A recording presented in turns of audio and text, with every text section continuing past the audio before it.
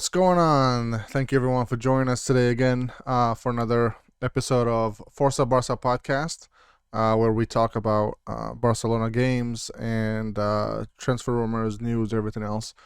Um, so today we'll talk about the game, the match versus Osasuna, and we'll also talk about the upcoming game versus Galatasaray in Turkey.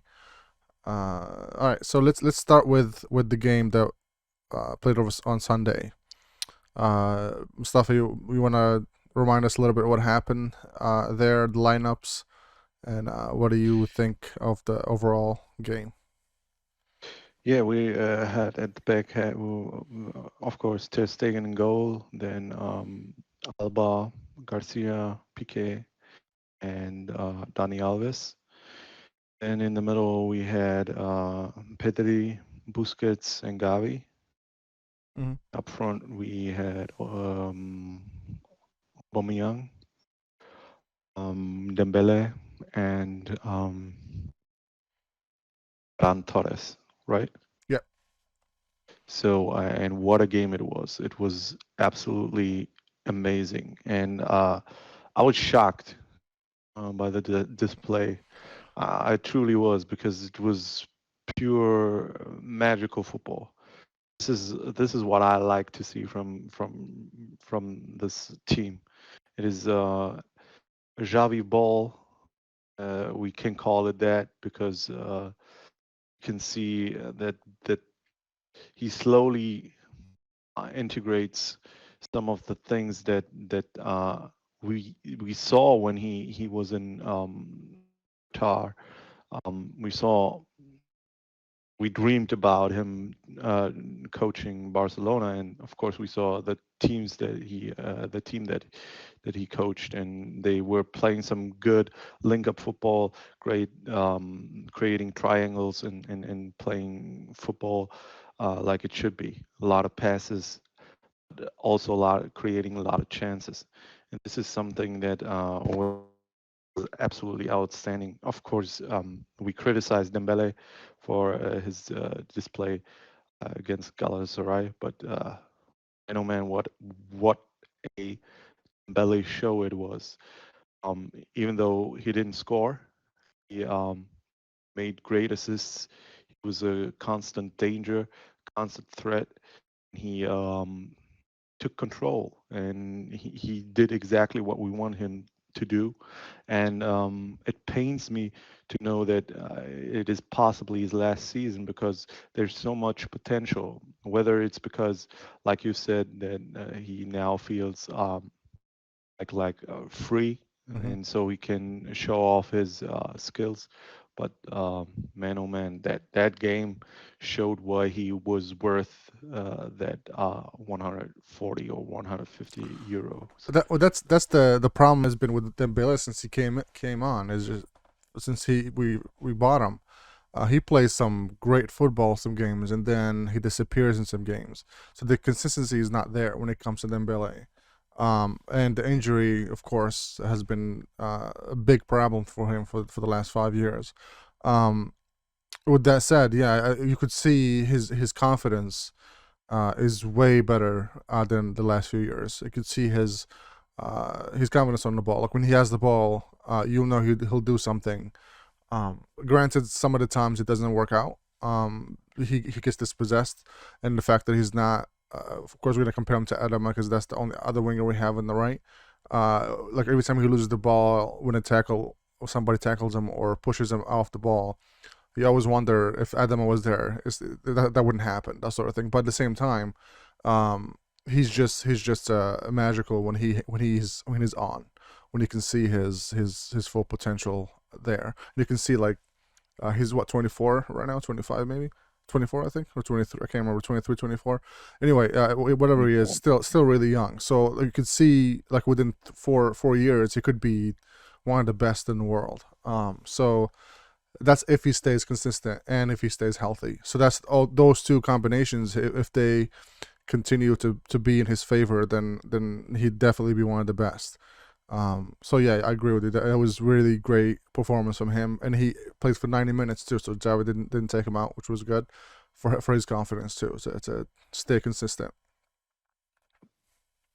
Fully agree. And another guy that I want to highlight is, of course, Gavi, because I Yeah. also sized him. I think it was 2 games ago, but man, he displayed amazing ability to control the midfield and the ball distribution. Everything was on point.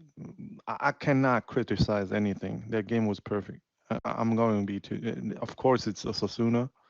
Let's not get ahead of ourselves, but this is even though you need even those opponents, you need to defeat them first. I mean, It's right. not always that Yeah. easy because if they park the bus, it's going to be difficult to create spaces and to get into those positions where you have like um, real chances to score. And this is exactly what happened. They created a lot of chances and they didn't stop. And this is the most important thing is that they didn't stop. Played constantly, and they pressed constantly. They always want ball, want to create a lot of pressure on the opponent's side. It was an absolutely amazing game. I was very satisfied, very satisfied. Yeah, the intensity. I just love it now. Like we compare it to the beginning of the season, where at the 80th, 70th minute, 75 minutes, 75th minute, we're just out.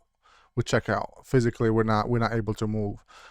So to see that the 90th minute, then everybody's still running, everybody's still trying to win the ball to go forward. It reminds me of the Pep era and Luis Enrique era, where everybody was constantly on, constantly trying to score and play good football. So that was really really awesome to see. And like Gavi, man, Gavi's 17. That's crazy to think about. That sombrero, holy shit! Oh man. Absolutely amazing. This is the stuff that I think a lot of the fans on the venue missed. I mean, it's not always about creating highlights, creating that magical moments. I mean, it cannot happen all the time, but missed it a lot of times. Even when Messi was around, we had those little moments, but we're far in between. So right now, watching this team and like you've said, I mean, at the start of the season, we had that game against Celta de Vigo, and where we basically, I think it was 3-1, or Which I one? think even we lost that game. I'm not too sure exactly, but it was a game where we had like 15 bad minutes at the end of the second half, and watching this turn around and having a team constantly creating chances for themselves, creating pressure on the opponent and doing just magical things with the ball is absolutely amazing to watch. I couldn't agree more, man. This that's what's great about this. Like the team keeps improving. Granted, some games are gonna be less pretty and less to look at and less dynamic than others. But we can see improvements, and everybody on the team has improved over the last 3 months. Which is something that we wanted to see with Koeman. Unfortunately, for the beginning of the season, that wasn't happening. Granted, there's a lot of issues that happened in the beginning of the season with injuries. He didn't have the same players that Javi has now.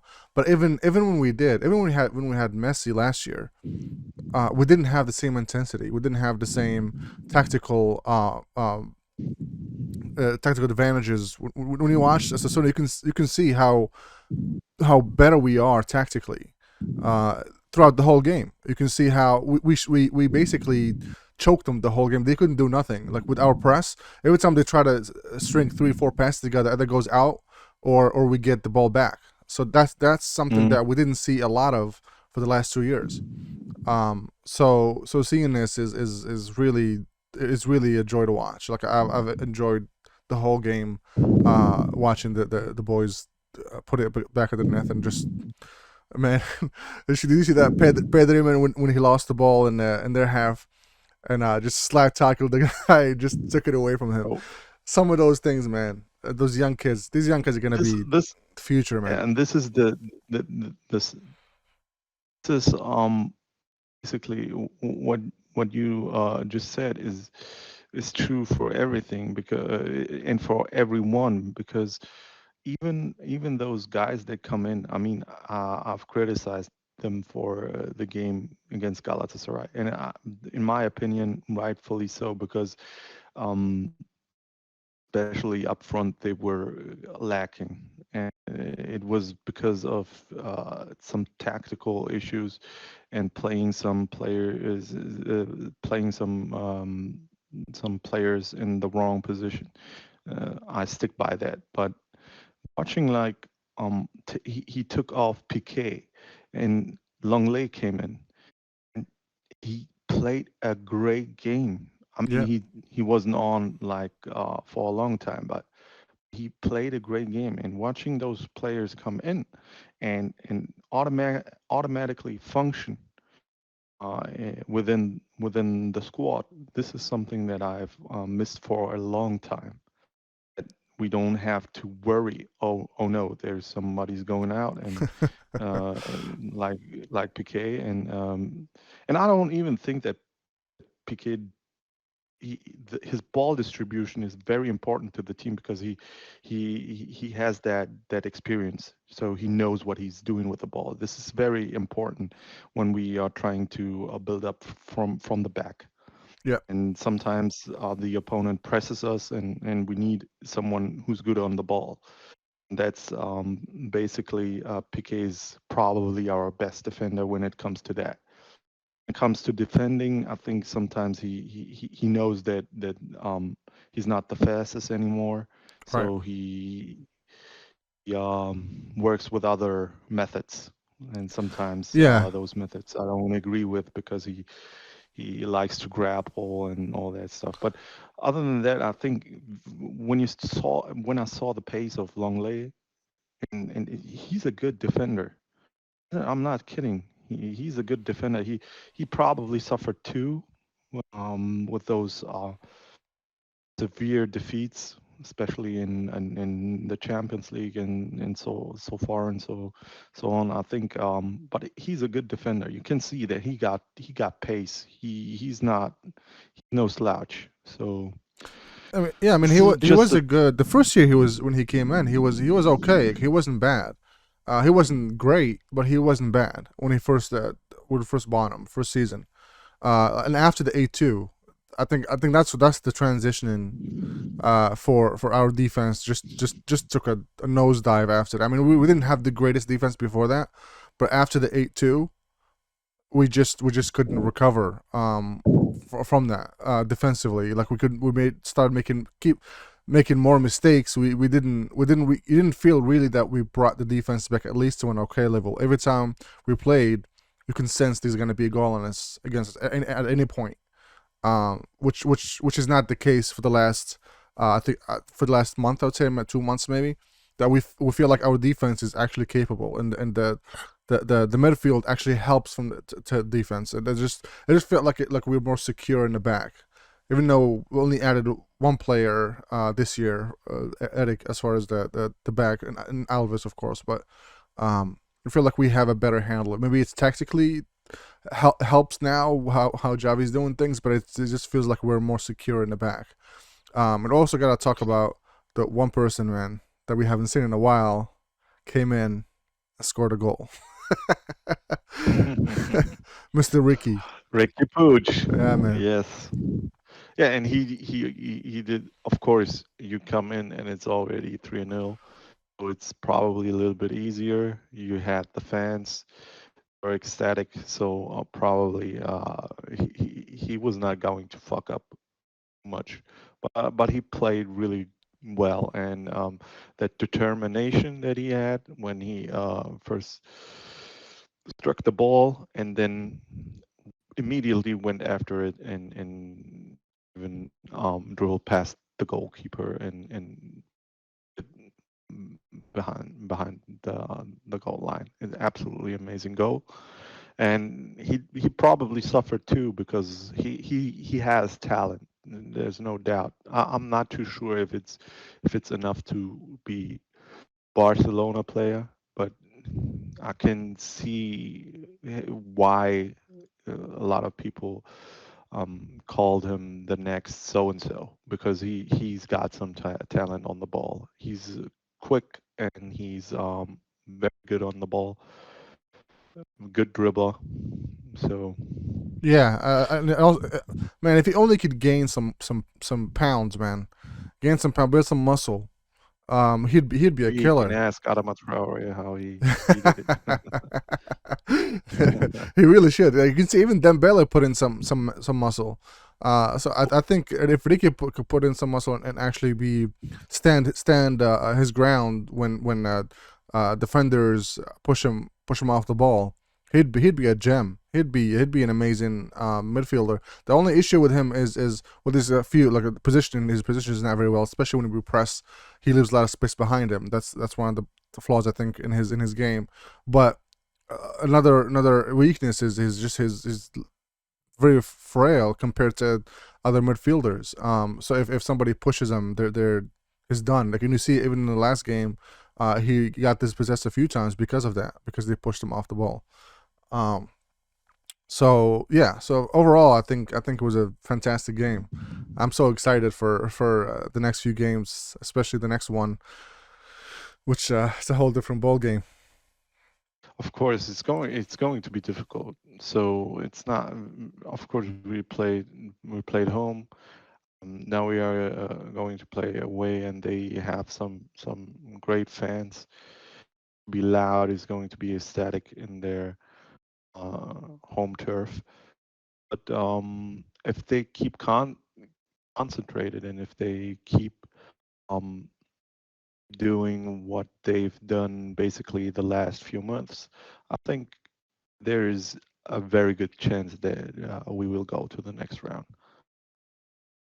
Yeah, I think yeah. If we do the same thing we did to Napoli, especially if they come out to play, if they don't sit in the back, I think we struggle when teams buck the bus, because we got used to teams attacking us this last couple of years because we weren't very we're not very good. So they feel brave of going forward and try to create chances and score. But Lord noticed last couple months, once we started playing better, a lot of the teams parked the bus. Especially Napoli did it when they played against us in Camp Nou. When we went to Napoli to play with them in their home field, they come out to play. We punished them. Um, and Galatasaray, when we played Yeah, against them in because now Nou right Camp. now, and I think this is the difference to what Koeman was working with is the pace. Of course, we Yeah, can talk about we had Dembele. Koeman had Dembele at his disposal when he was not injured. But having so many options, I mean, if you remember the first goal, it was a corner by Napoli, and somehow it got to yeah, Aubameyang, and he sprints just like 30 to 40 meters. So this is insane. And then he plays a perfect ball to Adama Traore, and he sprints as well, and then a perfect ball to Jordi Alba, goal, yeah. easy. Just This pace and this thing is what was basically missing, and I think we can punish basically every team because if they are trying, we can play some great counter attack because of our pace, because of the players that we have at our disposal. yeah, yeah. I think I a lot agree. of opponents I know, and a lot of teams know that they are not going to just constantly attack us. They are going to, especially those teams that don't have a lot of history, just keeping ball possession and playing. They will, of course, park the bus like Osasuna did. Yeah, I think if Galatasaray comes out and play, I think we're gonna destroy them. But if they stayed and parked the bus with their fans, it's gonna be really difficult to try to score. And I think and I hope that if the first half doesn't work out with Aubameyang in there, I think we should put Luke in as soon as we can and spam him with balls from the left and right, from Dembele and Adama Traore from both sides, and see until it goes in. Especially if they parked the bus all the way in, then how the hell are we gonna score? And we have a hard time with that when that happens. So I think having Luke is a very good option for us to use when it comes to this. When it comes to the teams that park the bus like that, and it worked a few times when we use him. That's why when we put him in the last 10 minutes, a lot of the time he scores because they all park there, and with a good cross, he's really lethal with his head. I totally agree, but also I think it was a great test this game, this very matchup, because they play similar. Osasuna and Galatasaray, especially in the first leg, they try to park the bus, stay put, trying to pressure in their own zone, but not our zones. And this is a good was a good test for us, and we absolutely succeeded. I think without Luke De Jong, and this is the funny part, that we had like Dembele and Aubameyang and Ferran Torres, and all of them performed well. There was a chemistry, there was a harmony between them, between Dembele and Dani Alves. Fortunately, Dani Alves won't be able to play that game, so we need to adapt to that, because Dani Alves brings something that best can't, and it's not pace, it's experience. Yep. No, I Knows agree. when I agree. he knows when to pass the ball. He knows when to cross. He knows everything, because he saw everything. He won everything. He's a complete star. So the football star, he knows everything. All right, let's do this. Let's see. Let's put up a lineup for Thursday. So for the goal. Neto.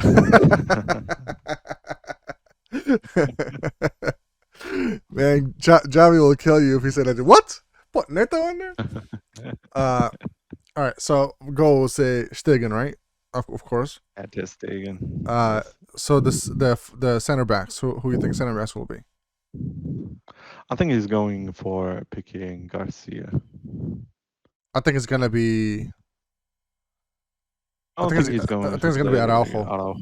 I think he'll play Araujo. You don't think so? Does he have? Because what I've witnessed against Osasuna was that I actually, and it pains me to even say that I liked Garcia better than Piqué. Although Piqué had great ball distribution, no doubt about it, but Garcia was the better defender in that game. Mm-hmm. So you think Garcia and Piqué are gonna play in the back?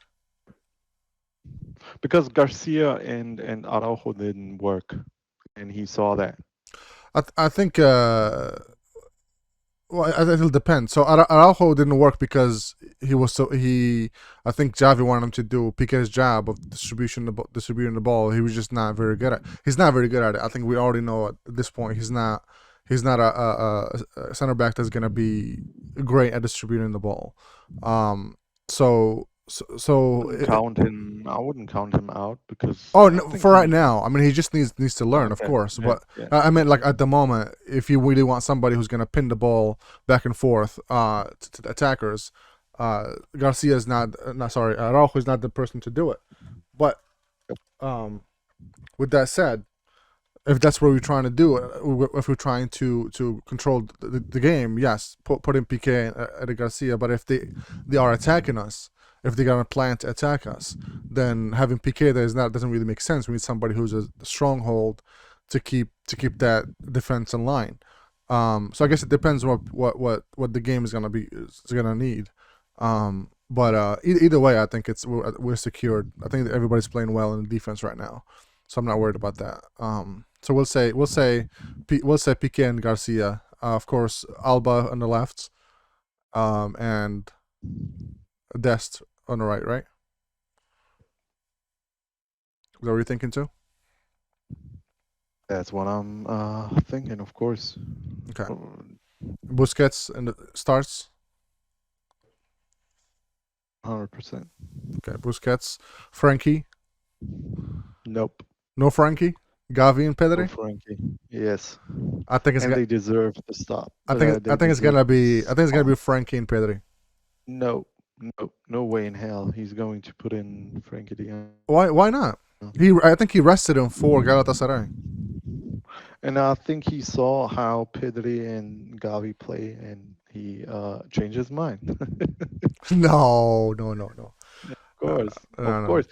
Let me put it this Well, way. the reason why, Frankie de Jong. let me say the reason why I said that. The reason I said that because we have Madrid on Sunday. So Okay. I think if you play Gavi, he's 17. You gotta remember that he played almost full. He played the full game, right? Yeah, played the full game on Sunday, so if you're gonna play him again on Thursday, that means you're gonna risk him either being injured or getting too tired to play for Sunday. So what I think will happen is we'll see Frankie and Pedri, and then Gavi is gonna come in for Pedri in the second half. That's what I think, but it could be some. I'm not saying that because he doesn't deserve to start, just because we have an important game on Sunday that we need to at least tie, if not win. So it's a tricky. I wouldn't want to be in Javi's shoes right now because who would you start?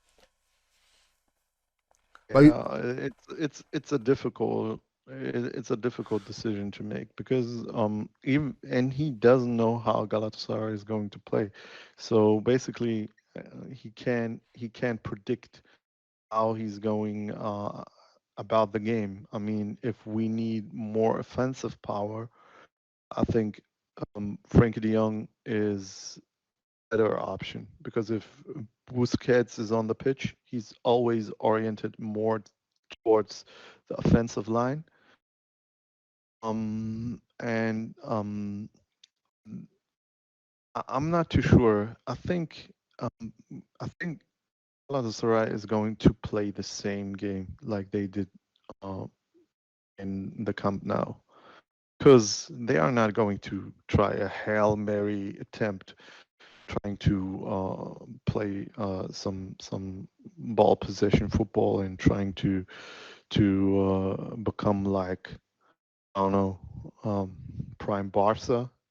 That's going to happen. So I think he's going to play Gavi. I stick by that Pedri and Gavi.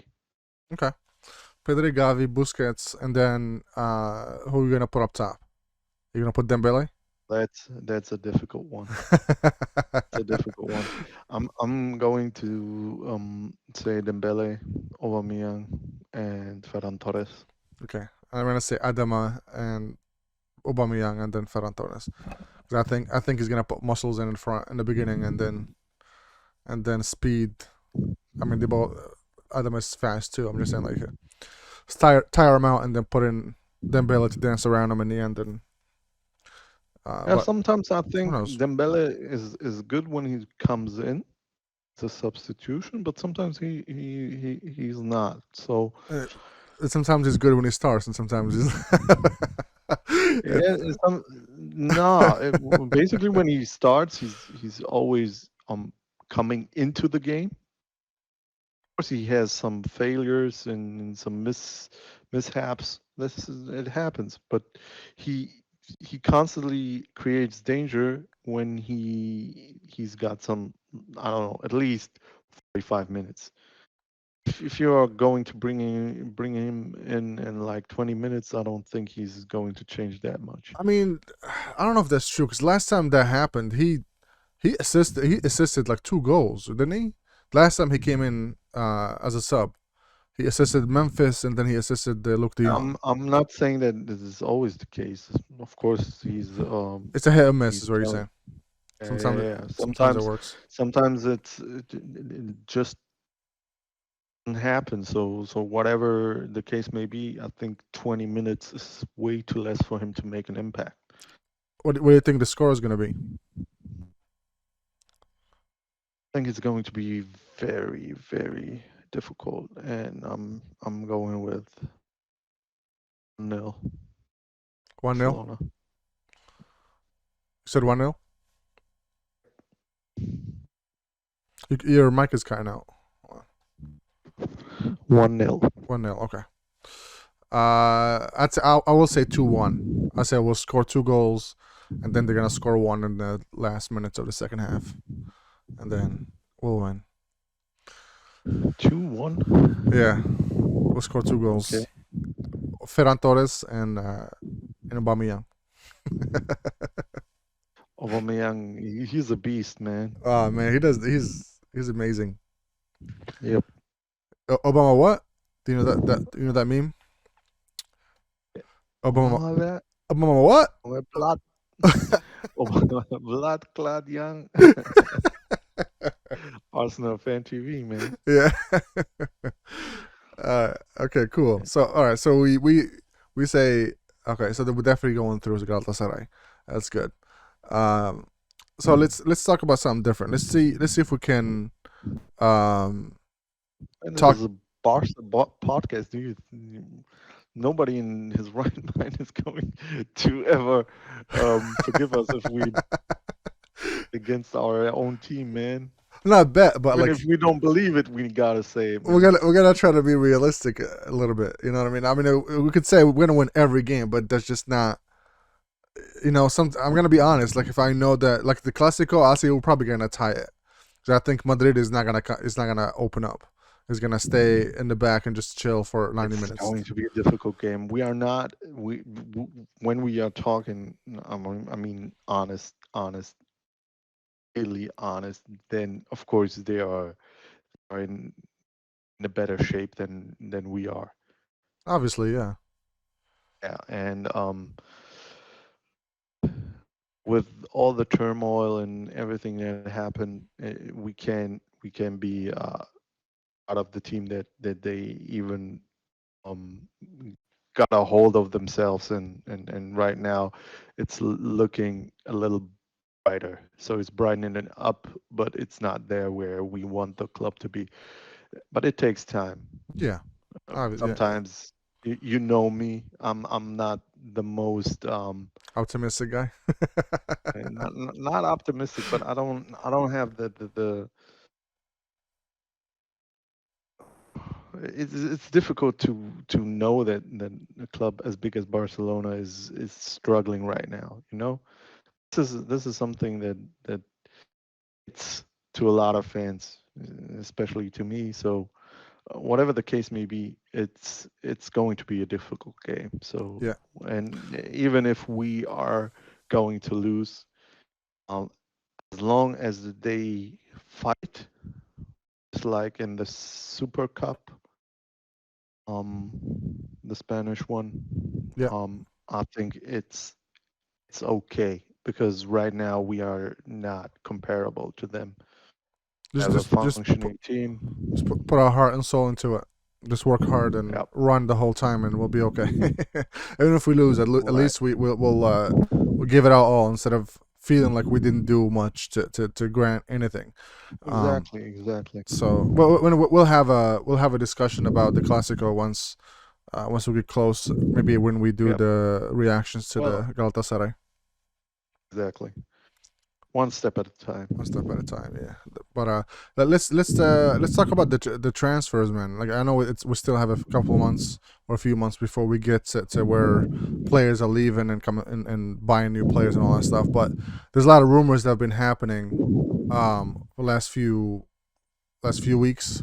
Um, one of them Haaland. The other ones would be Mazraoui and other players. What do you think? What do you think about those? What player you think realistically we can get? So German news outlets already wrote about Haaland probably going to Manchester City. Interesting enough, Porter said something about along those lines that not going to put the club in jeopardy because of a deal, or something of the magnitude that is Holland. So I think it's realistic to say that he's probably not coming to Barcelona. So Would you want him to that, be in Barcelona? Would it something a player that of course, you think because he'll fit? I think we can use someone who's like a guaranteed goal scorer, someone who's really critical front, someone who finishes the job. He's not the most elegant one to do it, so it's not like someone like Lionel Messi or even Luis Suarez, who's got some aesthetically pleasing shots, and Yeah, you know he's more of a rough guy, but he finishes the job. He's very he's got some pace, and I think we would benefit from someone like him. Um, and whatever the case may be, so that's that. But there is another rumor about Salah, maybe. Salah. Yeah, That's it's it's a fantastic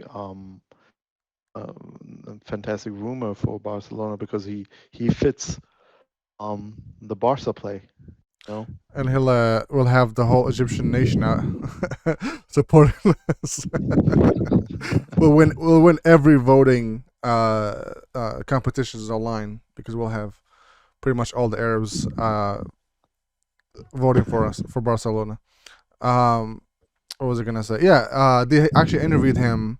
NBC interviewed him. Hold on one second. Here we go. So I was saying, the NBC interviewed Salah today, I think, or yesterday, and they asked him about the rumors, and he said that basically he's flattered and happy that Barca likes him and all that stuff, but he's very happy in Liverpool, which is like the politician answers that all the players give when they ask him about transfers and all that stuff. But you're right, it would be a dream to have him there on the right and have Ansu Fati in the left and fucking Haaland and number 9. Imagine that shit. Imagine that trio up front. Oh, it would be absolutely amazing. But what are we going to do without Adama Traore if He'll be a Mo sub. Salah comes in? He'll be a super sub. I'm okay with him being a super sub.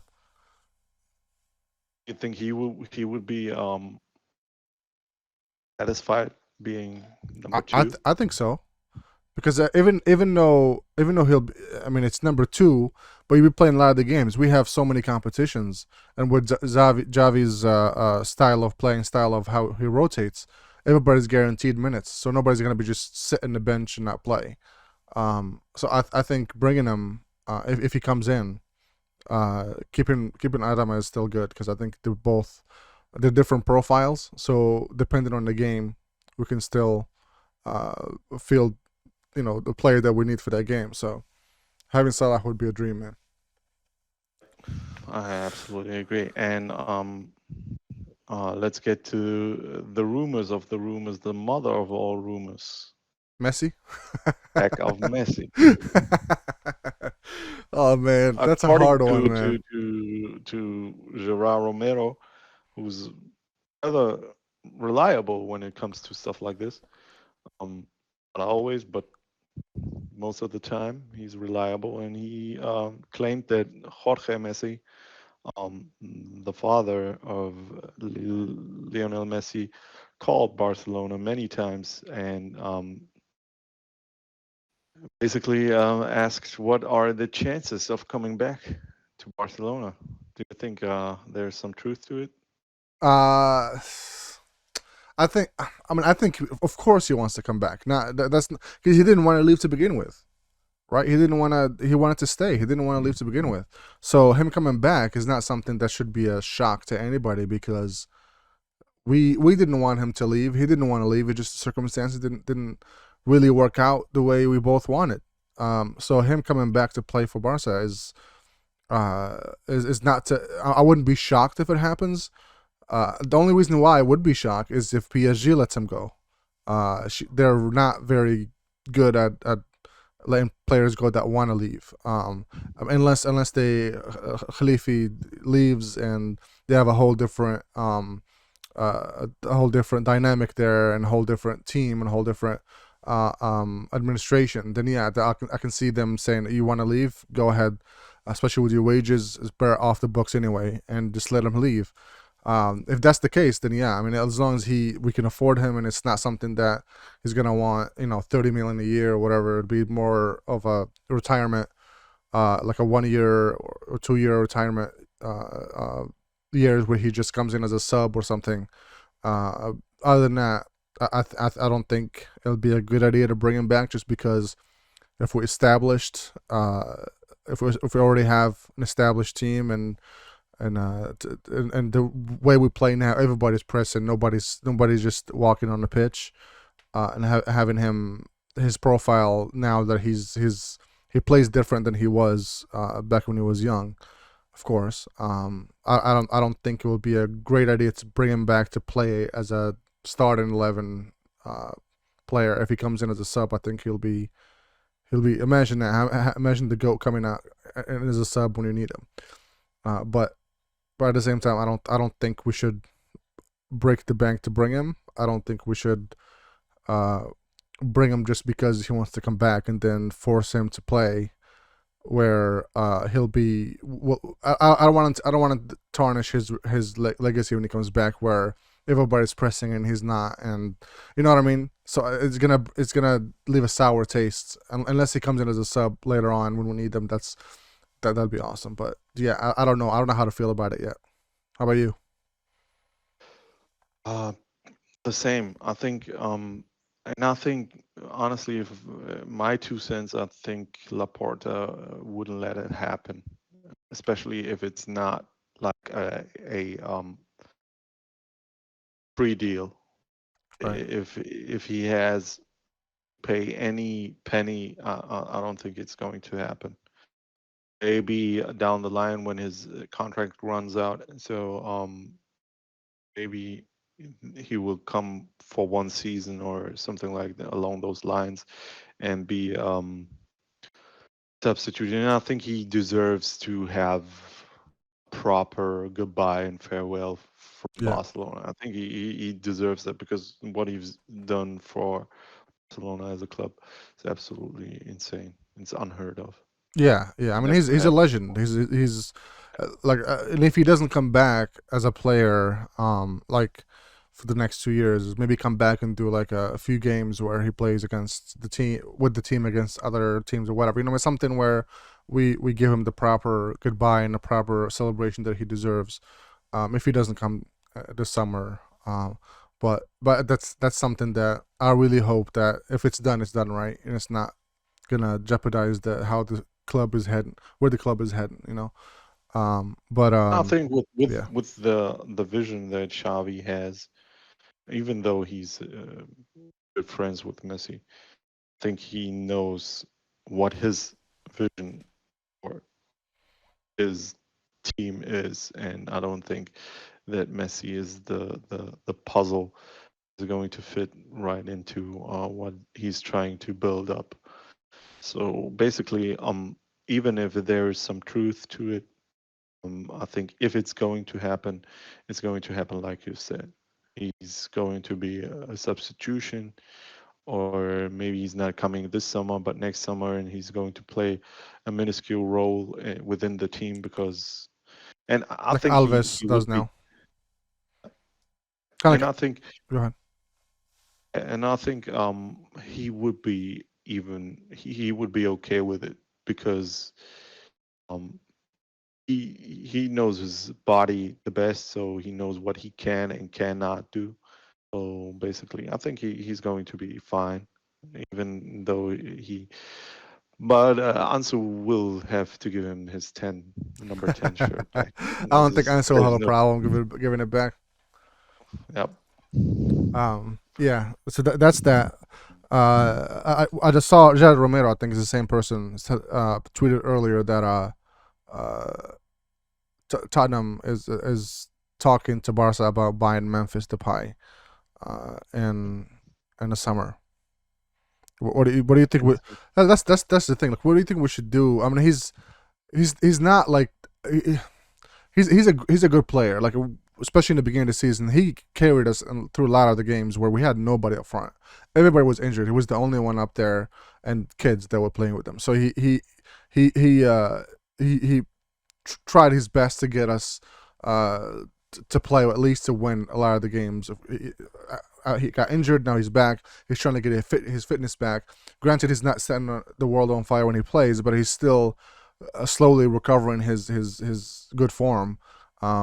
Especially when he comes in as a sub, like the games when he plays 15 minutes in the end.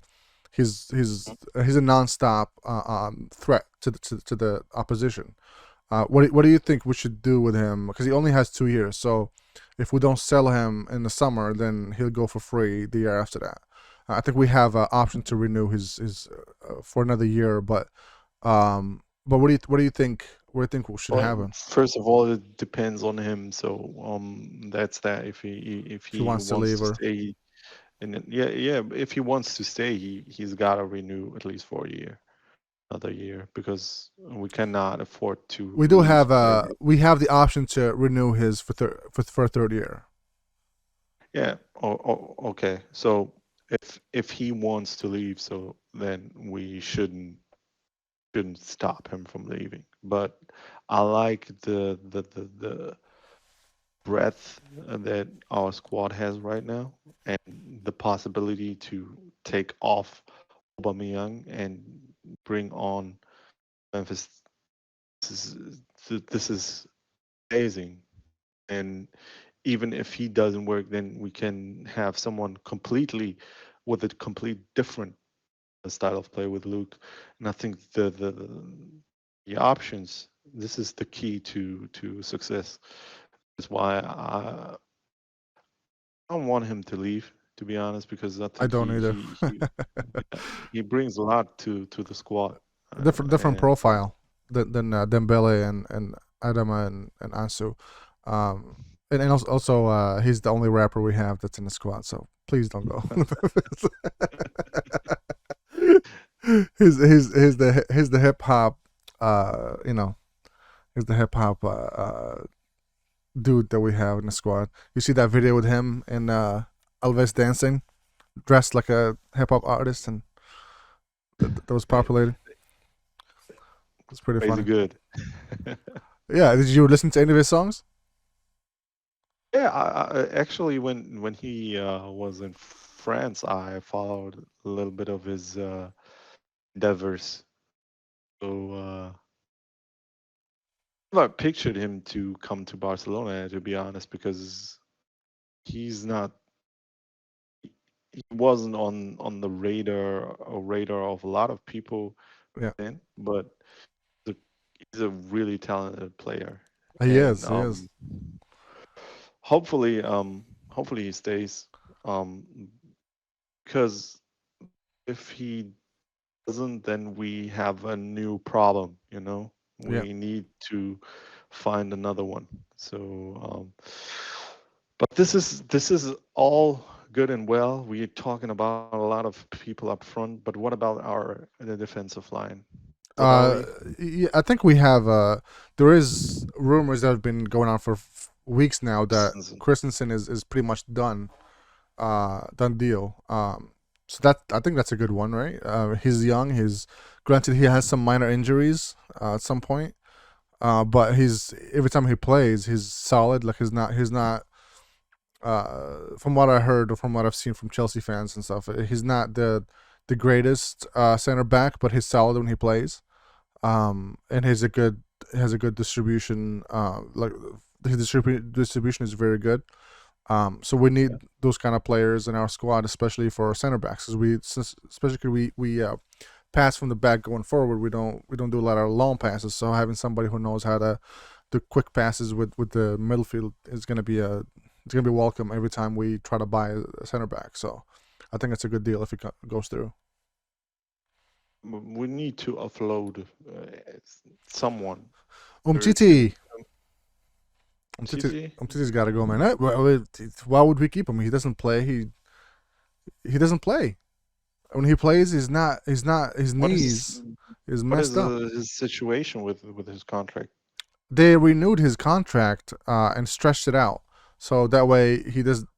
Basically, I think it was supposed to be done next year, but they extended it for 2 years. I don't know exactly details, so if you don't quote me on this, but the idea I think is to reduce how much he gets paid, his salary, so they stretched Okay. out his salary over a longer period of time. That way, I'm assuming the idea behind this is to be able to sell him in the summer and not worry about his wages being too high when somebody's trying to buy him. I think that was the idea behind that. Okay. Yeah, well, but the thing is they definitely need to offload someone. So either it's MTT, Longley, or even Araujo. He Well, needs yeah, to renew his contract as well because we cannot afford to lose Araujo, to be no, honest. yeah, Grajo and Gavi, man, and they Yeah. say it's going slowly, but especially now, I don't think it's a good idea to try to push for anything now, if it's not already agreed on, especially because we have tough games. Maybe wait until April or something, or when things settle, then you can resume talks. Because I heard there was some setbacks, not setbacks, but conversation as far as wages. Of course, as any player would, when you're trying to sign a contract, you'll want to make sure that you're secured financially. So it's a negotiation back and forth. But they both said they want to stay, so it's not a matter of them wanting to leave. It's just a matter of agreeing on how much they'll get paid. And I hope the club pays them fairly, because they're young and they're amazing, and I think they're part of the club. They grew up in Barca, so give them the respect that they deserve and pay them well. They are the future, Yeah, and without a doubt. Mazraoui, man, Mazraoui. As Sergio Roberto, I think his contract expires in the summer, and there are a lot of rumors that Barca's not gonna uh, renew his contract. So I think his contract is done and he's gonna be gone in the summer. I totally even forgot about him until I saw the news about it. I haven't seen him in a long time. I forgot about him. So Mazraoui will be a great right back, especially because Alves is assuming next year is going to be his last year. If they renew him this summer, is going to be, because I think he wants to go to the World Cup, so he's going to want to play up until then. So bringing Mazraoui in, it will be a great asset to us too. Yeah, and we got, of course. I mean, even if Dani Alves wants to stay another year, he's Yeah, more than welcome to do it because he came in a very hard time, wanting to help, and gotta be thankful, and the club gotta be thankful. So if yeah, he wants to stay another year, they should do it. yeah. I agree. And even if he's just chilling, deserves it. He deserves just it. dances, and Alves is crazy. He just Yeah, because he's bringing chemistry and good vibes. yeah, Honestly, this is something that was missing. Now you watch them train on the main channel, and you see a lot of smiles, a lot of laughs with Aubameyang and Dani Alves. It's good vibes. yeah. yeah, and it's just it feels different. It feels like it's heading in the right direction, which is pretty awesome for us to watch. It's very very Exactly. cool. All right, so I think we're about to hit the hour hour just talking about this. So let's try to wrap it up, but we'll be back. So we'll be back this week to react to Galatasaray, and we're talking about possibly record the Classico live. So we'll see about that. What do you think about that? That'd be pretty crazy, wouldn't it? Record Recording live? record the episode live for the reaction to the Classico. What do you think? Why not? Why not? Let's Right, do it. right after the game. Maybe we can go live while we're watching the game and then jump in right afterwards and react to it while it's fresh. It's still on our hearts. Yeah, that's gonna depend on how the game is, man. If we win, it's gonna be like smiles and it'll be fun. It's going to be good no matter what. Okay, all right. I quote you on that. I remember this moment. You can remember it. I'm not saying it's going to be good for our listeners, for viewers. It's not going to be good if we lose for us both. All right, cool. Okay, so yeah, let's do that. We'll connect with you guys again on right after the game. We'll record it and then we'll post it and then we'll talk about the Classico and what the plan is and content wise for it, and yeah, should be fun. So thank you for listening, and we will get back to you again later with Barca. So, Forza Barca, motherfuckers.